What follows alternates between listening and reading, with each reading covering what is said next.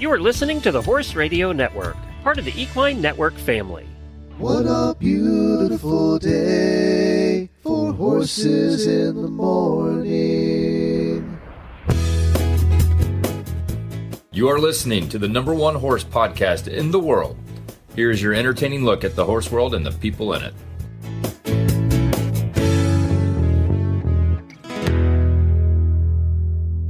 I am Glenn the Geek from Ocala, Florida. And I am Allison Renborg from Murfreesboro, Tennessee, and you are listening to the monthly Equine Affaire episode of Horses in the Morning on the Horse Radio Network for December the 15th. This episode is brought to you by Equine Affaire. Good morning, Horse World. It's the third Thursday of the month. That means it's time for the Equine Affaire episode, North America's premier equine expo and equestrian gathering. Well, that's right. That means you only have 10 days left till Christmas. You can all thank me for that later. Only 10 days left till Christmas, which means it's only about 5 months left till we get together in April or May over in April, right? April 13th. We're going to get together in Ohio. That is correct. And your bumble there made me feel a little better because my head was spinning when you said 10 days till Christmas. That's why I tried to take you away from that. Okay, let's go back to the longer deadline, right, which is April for the next event. Although I tell you what, I'm planning all my travel for next year, and it's like, I cannot believe I'm planning travel for 2023. It's really mind-boggling because just thinking about dates, like I remember when we hit 2000 and everybody thought the world was going to end. Yep. And now it's 2023. And I'm like, okay, well, we're still here. We're still here. And it's 23 years weirder, later. Guaranteed it's weirder. Those were the good old days. Yeah, it's always the good old days. I was just a child, and they were really the good old days.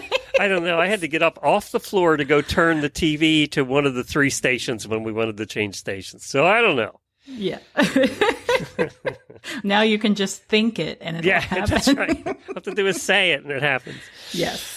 Well, speaking of Ohio, I'm very excited to announce that we're coming. So for sure this time.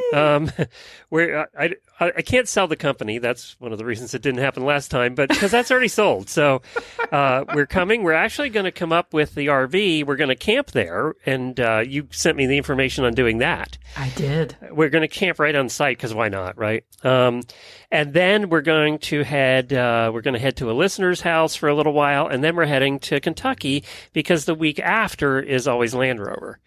So, and a lot of your vendors go from there to Land Rover. Yes, and your birthday is happening somewhere in there too. Yeah, right? My birthday's always over Land Rover. It just always works that way. I think that's a really good birthday event to have. I don't know. Maybe for a horse husband, I could pick something different, to be honest, as a horse husband. If any event in the world, if you had the choice of any event in the world, what would you want to happen on your birthday?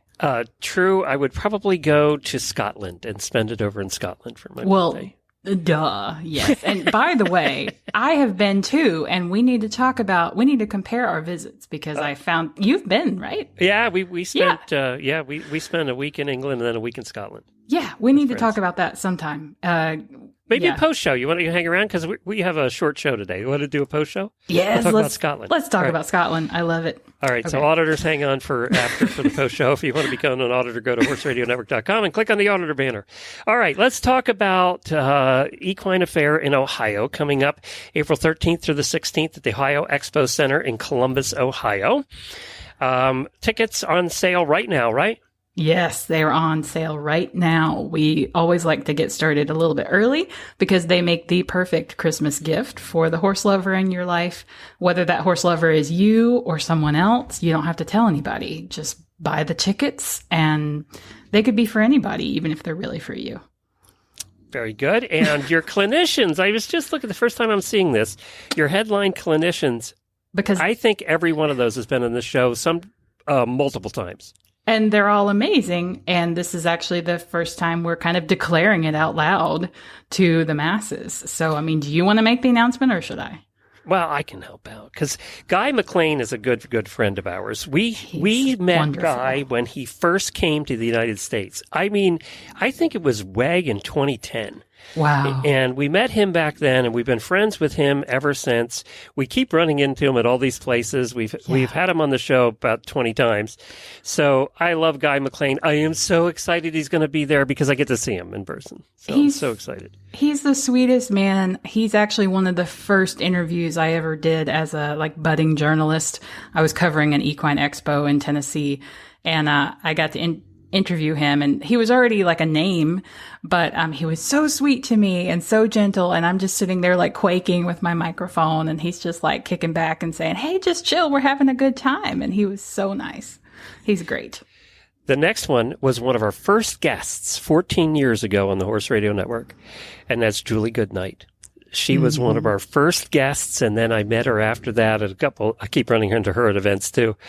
But Julie has her own podcast, and she's been on a number of our shows many times. I love Julie. And she's a class act. I mean, every time I've ever run into her or learned from her or talked to her, she's amazing. So Julie is one of the good ones. She's awesome.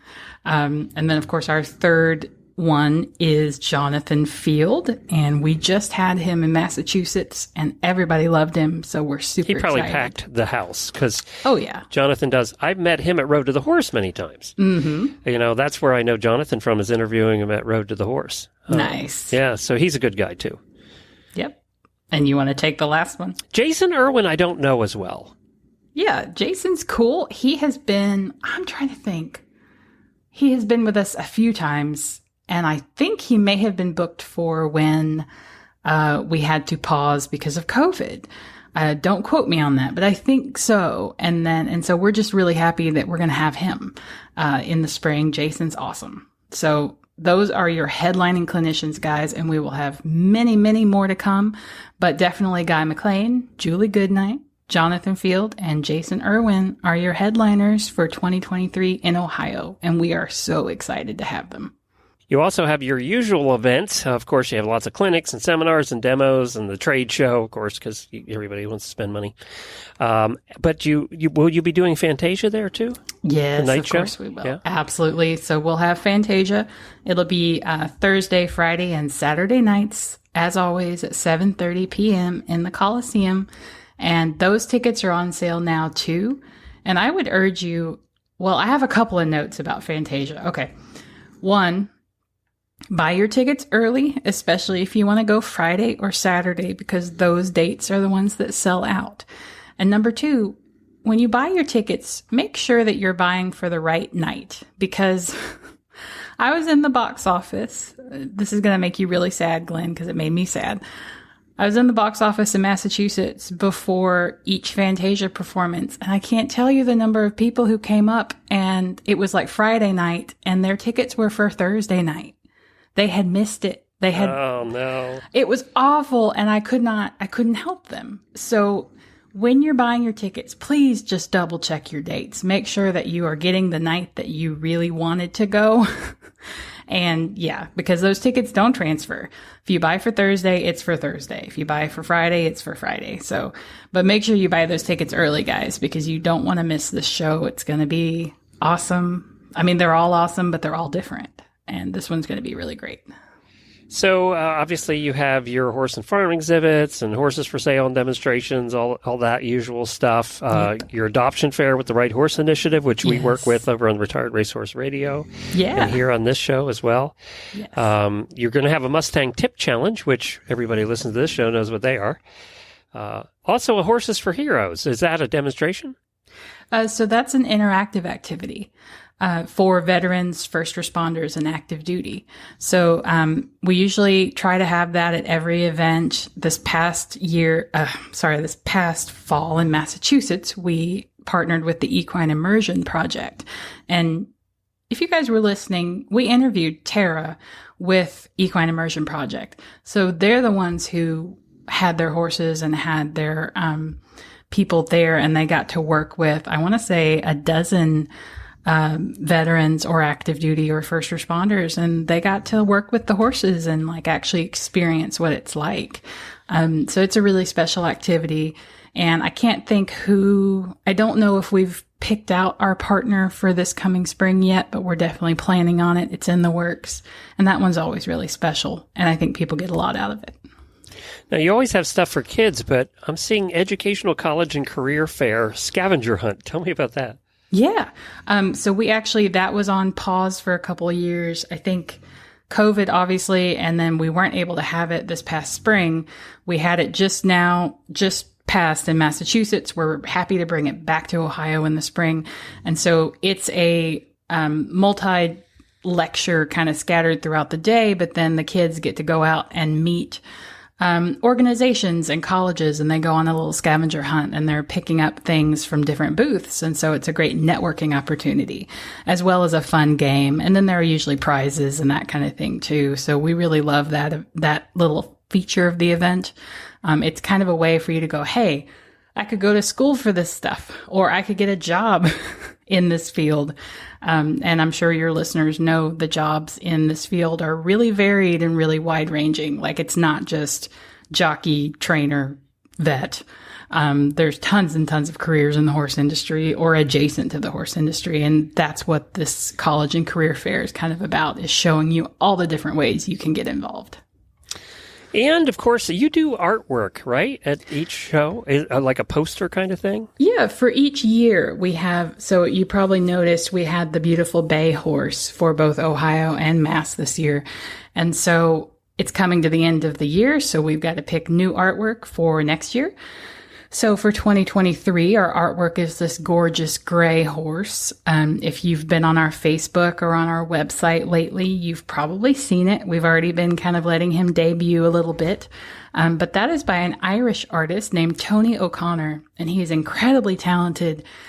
When I was looking at I think Kogi sent me the pictures to kind of look through, and we were trying to decide what was going to be our feature piece of artwork.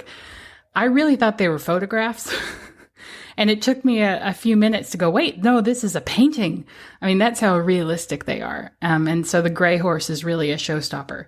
So that'll be our featured artwork on our program. I thought it was a picture. I didn't know it was a painting. It's a painting. Are you looking at it? Yeah, I'm looking at it. It looks like a picture. It's a painting, and it's amazing. I mean, all of his stuff is like that.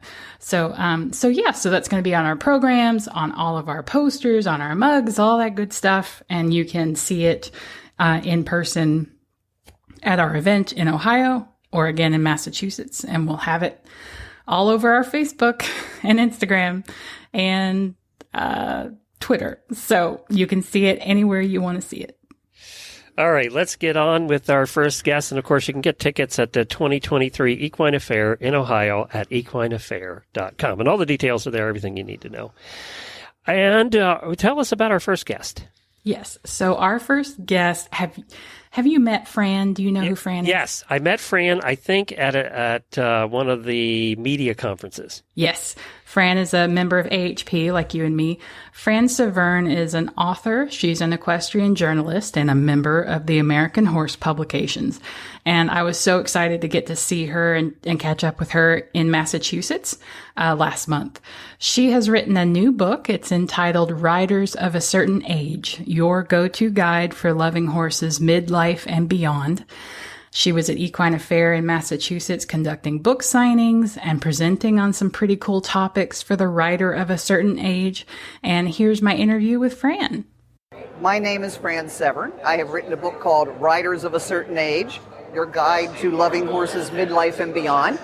I am here because this is my first book. It came out in April, and I am signing book signings, which is tremendously ego boostable. I'm also doing two presentations. One is called You're Never Too Old for Horses. The other is called Help, My Spouse Hates Horses, or My Partner Hates Horses, to be specific. So those are the two presentations I'm doing. And it's just very exciting and very overwhelming to be part of this. You know, I've come to these things as a spectator, as a shopper, lots of shopping, but never as part of the inner circle. Mm-hmm. And so let's talk about how your book got started. Tell us a little bit about that. Yeah, my book got started because I am a rider of a certain age. I'm 69, got a good hairdresser. And starting as an older person, never been around horses growing up, although I loved them. I had some good instructors, but I had a lot of questions. And I didn't know where to go to get good answers. I belong to about a dozen online groups that are specifically for our demographic. And I was seeing answers that were really good, and it was the same questions, the same concerns: fitness, health, equipment, instructors, money. I kept seeing this fear. Fear's a huge one. And I was seeing answers that ranged from "this is really good" to "oh no, don't do that." And my training is as a reporter, so I began to write notes and look things up, and began to say, yeah, this could be a book. And I didn't see anything else out there, which either means you're onto something new or there's a reason nobody wants to read this. But while everybody else was baking cookies during quarantine, I wrote a book. And it came out in April, and here we are. It's wonderful. So what's the reception been like? What have people been saying to you about your book? The reception has been overwhelming. My publisher, Trafalgar Books, they got it to a lot of the reviewers of a lot of the magazines and some of the podcast people. It's all gotten lovely reviews. And then I've kind of been doing my own marketing on the side because you have to do that. And I've even been interviewed by the Smithsonian podcast. Yo! And it's very exciting that people are saying, yeah, this is really cool. And I'm getting, little messages, emails from people going, wow, yeah, thank you for this. The other thing I'm doing is with the book, it's kind of, it's all of a piece. But information about new equipment, new products, new whatever, the website, which is conveniently ridersofacertainage.com, that I can update. So I can put specific, these are companies that sell whatever, here's some new stuff. There's one place, it's called Farmhouse Tack in South Carolina. They actually do a video of people putting on the safety vests and what happens when you pop them so you can see what works and how to wear a helmet. So I want it to be that kind of an ongoing, useful resource, as well as fun. I tried to write it a little tongue-in-cheek. As I said, how many books can you read that give you the history of the sports bra? You have to have some fun with this. Yeah. What was your biggest obstacle in your personal writing journey when you started writing at a certain age that made you go, yeah, we need this resource? Was there something you ran into? I guess a lot of the things that show up in the book. Yeah. I'm older. I was very lucky that I had good instructors, but I had some health issues, leg issues, other health issues as you get older. There was the fear issue. I had a really bad fall off my mare, and I had to come back from that. Finances are a very big thing. Most people don't think about that. They can get in, and that's just not with horses. That's as we get older, our finances change drastically. And get a handle on that, whether or not you're with horses. So that was a very important thing. End of life issues. I mean, I'm on the downside of that bell curve. What happens if I can't take care of my horse? Yeah. So those were things that I thought people tend to ignore that, and it's critical. Yeah. I love that. What, do you have a horse currently? I do not. I lost both of mine last year. I'm sorry. So am I. Mark was about 25. He was doing fine. He still weighed 1,100 pounds. Big honking Dutch warm blood. Yeah. And he looked at me one day and went, Mom, I'm tired. Yeah. And then Chance, my other guy, had EPM. And I went out one day and he was just talking in a circle. So I'm riding a friend's horse. He's a part Clydesdale, part thoroughbred. His name is Budweiser. And he's fun. He likes to do dressage, likes to go for trails. And right now, I'm not ready to get that involved with a horse again. Losing 2 of them in 4 months was like, but being around here, it's like, okay, priming the pump, you're getting back in the mood, not looking for a horse, but oh, look, that's a pretty one. And part of the book is, one of the chapters is called, but he's so pretty. How to buy a horse or not. Yeah. So what have you enjoyed the most about being here on the grounds as a presenter, as an author? What I enjoy the most about being here is meeting everybody. The people come up, they're excited about the book, and I am pitching this book to everybody. Oh, it's about us. Yes. And then, of course, we talk about their horses, their dogs, their kids, where they ride, where they live, what they like. Some good networking there. A lady that was talking about how to get more people involved in trail riding. Well, then the lady came by later. She's the head of a trail riding association. I said, okay, you guys need to trade, And that's just terribly exciting to be in 4 days at what is basically a theme park of horses. Anything else you want to mention or anything we didn't talk about that you think is important for people to know? I just want people to think that this is a resource. You know, it's not a textbook. Yeah. It's guidelines. It gives you ideas of where else to look. It highlights things that you need to think about. We're actually working on a workbook journal that'll start with this. It's called Creating Your Journey. I don't have a copy yet. It's still at the printers. But it'll say, like, this talks about, your dream of horses. Well, what is your dream of horses? Take care of my horse if I'm not here. We'll have you written down the steps. And I think that's a logical next step. And make it more than something fun to read. It makes it something that actually becomes part of your life. Fabulous. Well, thank you so much, Fran. Thank you. This is great. Yay! This has been awesome. Did you miss out on Fantasia tickets this year? Don't make the same mistake for 2023. Purchase your tickets to Fantasia, Equine Affaire's musical celebration of the horse, online at equineaffaire.com. Fantasia will return to the Coliseum at the Ohio Expo Center in Columbus, Ohio on April 13th, 14th, and 15th. With just 3 shows and lots of fans eager to claim their seats, you don't want to wait. Buy your tickets on the website, or you can give them a call at the Equine Affaire office. That's equineaffaire.com. I have another great interview that I conducted at Equine Affaire in Massachusetts with John Haime. John is a human performance coach who works with athletes from various disciplines, including the horse world. John builds confidence. He skillfully closes the gap in sport and corporate performance from where you are to where you want to be. And he was presenting at Equine Affaire in Mass, as well as signing copies of his new book, which I highly recommend. It's called Ride Big, The Ultimate Guide to Building Equestrian Confidence. And we caught up with him during the event, so here's a little about John. All right, so let's start off. Tell us a little bit about who you are, what you do, and what your passion is. My name is John Haime, and I work as a high-performance coach for athletes and corporate executives. Passion, I would say, is sports, but interested in a lot of things. I played professional golf, which I think is sort of unusual, especially for Equine Affaire. Yeah. But I found my way to equestrian sport after playing another professional sport. Wow. And so, did you grow up as a horse person? Tell me about your horse background. No, I did not grow up as a horse person. I grew up, like I said, I grew up in the golf business, and I played professional golf for 6.5 years. But about 7 years ago, a friend of mine in Ottawa, Canada, where I live, asked me to help his daughter, who was a meter 20 show jumper. And at the time, my main practice, I would say, is working with high-level professional athletes. Mind you, I work with all sorts of different athletes, but I work in the NBA, NFL, PGA Tour, ATP tennis. And I had never worked in equestrian before. So it was cool. It was a challenge for me, actually, to do something different. So I talked to her. I got interested in the sport. I went to clinics. I talked to coaches. I traveled to shows. And we helped her. She made some really nice strides. And then we started to work with other show jumpers and hunters. And then we got into dressage. And then we got into eventing. And I went to badminton. I've been traveling the globe, I would say, for the past 6 years, working for some of the best show jumpers and dressage and eventers, actually, in the world.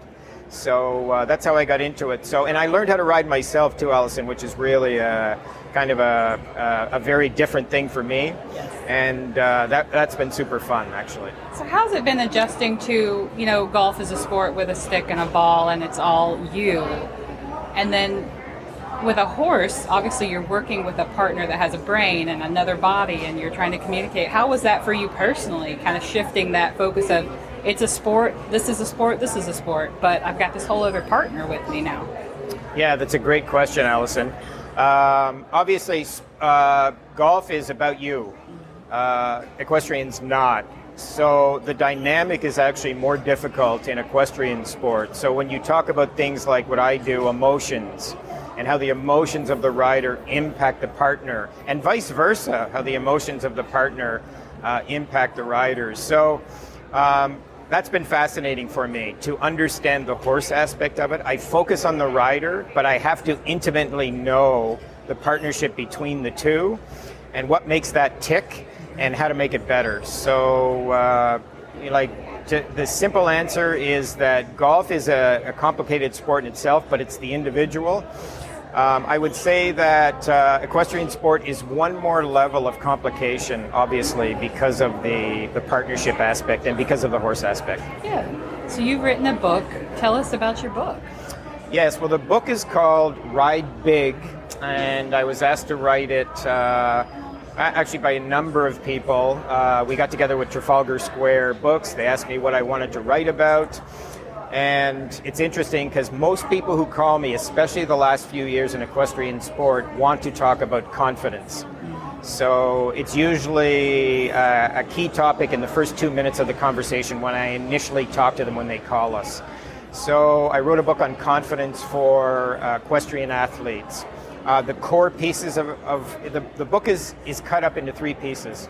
The core pieces of confidence, how to build confidence, and then what are the threats, potential threats in equestrian sport to confidence and what could take it away. So I really think we've been helping a lot of equestrians with this book, and I really believe that this idea of confidence is important for equestrian athletes just because of the dynamic, the partnership, and it's so critical for the rider to be really good. Absolutely. And confidence, especially with horses, is the horse knows when you're not confident and when you're confident. So it's so important. And I love that you've written this book and that you came to equestrian life differently and you have this great sports mindset that that's just really, really valuable and really unique. Like, is there anyone like you? Well, I don't know. I don't think so, because most people have a background in equestrian sport, but I have more of a 30,000 foot view of the sport. I don't intricately know the sport, obviously, like a lot of the horse people in the sport, but I've really spent a lot of time talking to coaches, like I said, going to clinics, going to shows, and learning as much as I possibly can about the sport. So. And yes, my experience in the other sports exponentially helps me in taking those lessons and taking that experience into equestrian sport, for sure. Yeah. So when you come to an expo like this, where you're surrounded by horse people, what do you enjoy about talking to them about? What do you enjoy about teaching them? And kind of what are the takeaways that you hope horse people take from your talks? Well, the talks I'm doing here at Equine Affaire are related to confidence. So we're doing one on ride big and ride small. What is the difference between the two? So the whole idea of riding big is riding with confidence. And when I was in Wellington, probably about 5 years ago, I was sitting with a bunch of riders and we were talking. They were asking me, when riders came into the ring, what does ride big look like and what does ride small look like? So I would say to them, well, that rider's riding big for this reason. That rider looks like they're riding small for this reason. So yeah, but related to coming to Equine Affaire and seeing, horse people are so passionate about the horse, obviously, and that's so refreshing for somebody like me too, and it's so different. So I love talking to them about horses, their experience with horses, and then on the other side of it, they always ask me what I do, and I talk to them about the performance of themselves, if we're talking about them, or we could be talking about their students or whatever. So there's a nice give and take there, because I'm always learning from them, and hopefully they're learning something from me too. Absolutely. Well, thank you so much, John. This has been an absolute pleasure, and I just appreciate you joining us today. Thank you, Allison, and it's great to be at Equine Affaire. Yes, sir. And our final interview for this episode is with Sandra Fraser. So Sandra is the Director of Sales and Business Development for Celtyx Performance Protection, which is this cool new company that decided to launch their products at Equine Affaire in Massachusetts this year. So they're brand new, and they sell saddle pads that are made out of this new product that helps protect the horse's back from impact injuries. So here's a great interview with Sandra, and if you want to learn more about Celtyx, visit Celtyx, that's CELTYX.net. But here's Sandra for you to learn some more. My name is Sandra Fraser. I'm here with my brand new company, Celtyx Performance Protection. We are from Ottawa, Canada. Brand new product designed, developed to improve the protection of our horses' backs. I uncovered a brand new multi-directional impact property product that was invented by UMass and produced here in Massachusetts. I found the product, I ran with it because of our problem with show jumping. Our horses have the best of everything, the best of footing, the best of shoeing, the best of care, the best of maintenance, the best of vetting. You go in the ring, a jump can go wrong, the rider can go wrong, and the horses are sore, and everybody focuses on, oh, it must be lame. And I thought, no, we're hurting without intending. So maybe this fabulous new product that was designed and developed for football could be beneficial for the equestrian world. I'm capable of developing and manufacturing saddle pads and thought that was the logical, plus it would answer my problem. And the results were phenomenal. We've been testing for 18 months, and we've discovered that because it is because of the impact properties, because it is a breathable and wicking property, our horses' backs are kept at optimal temperature for optimal muscle movement and function, and the impact is so high that ordinary use, there are benefits that we couldn't imagine. And then we started getting feedback from the riders. My back doesn't hurt, my hips don't hurt, and I thought, we weren't thinking about you, we were thinking about the horse, but okay, this is a double benefit that is wonderful. And produce the product, brand it, call it Celtyx because of power and protection, obviously performance protection because we want to improve performance, we want to protect, add the longevity for these animals, for us, obviously now that's the secondary, and thought Equine Affaire is the place to come to see what we can find out in our market research. And so why did you choose Equine Affaire to launch your company and your product? What led you here? So what led me to Equine Affaire? I personally have been in the horse industry for 50 years this year. I have been very aware and observed the marketing has been fantastic for Equine Affaire. Never had the opportunity to come. I'm not that close. And when we had this new brand, new product, I thought this could be the proper place to be. It is so well marketed. It has such a good following, great following. It attracts the broad demographics of our equine industry. It draws attendees come for Western disciplines, English disciplines, recreational disciplines. There's all ages here, all economics here.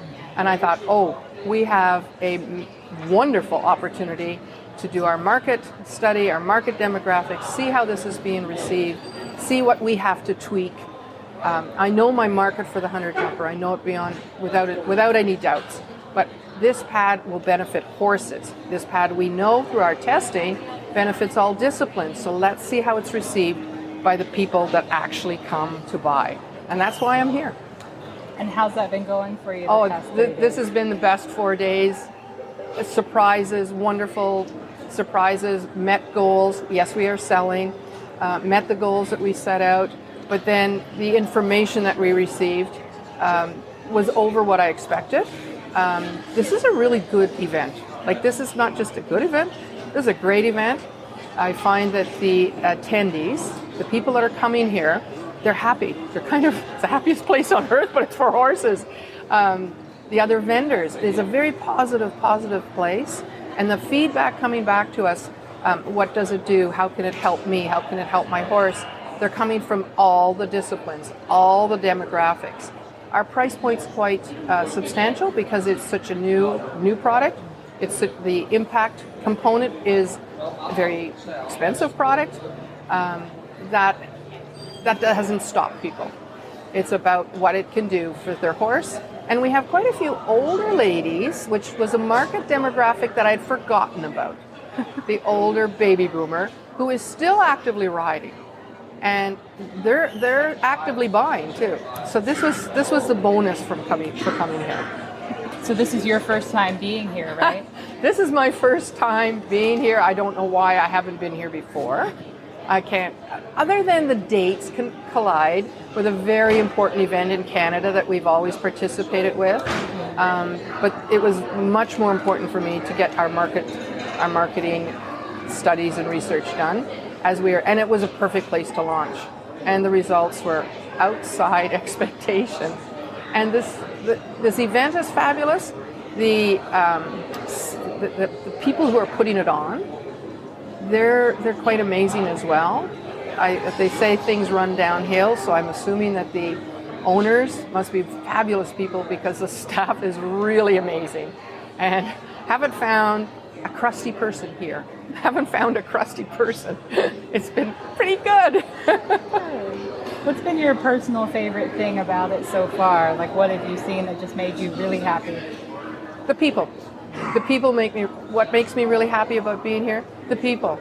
They tell us there's some economic problems coming.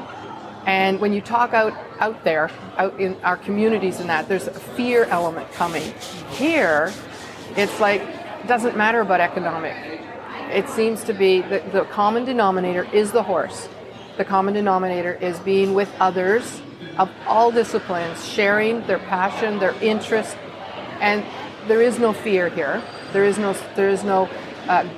crabbiness or, things are tough, things are bad. That's been left at the door.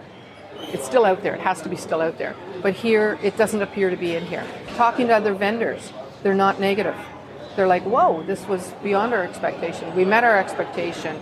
This is, like, we were worried, but wow, we feel good. And like I said earlier, I hate to use that term, but it might just be the happiest place in the world at the moment. That's my feeling. The vibe is very good here. So how can people learn more about your company and your product? So brand new company, brand new everything. We have a website, www.celtyx.net. Celtyx spelt CELTYX. Played a little bit with the word because I didn't want to compete with the famous sports teams, but incorporating our background into the company.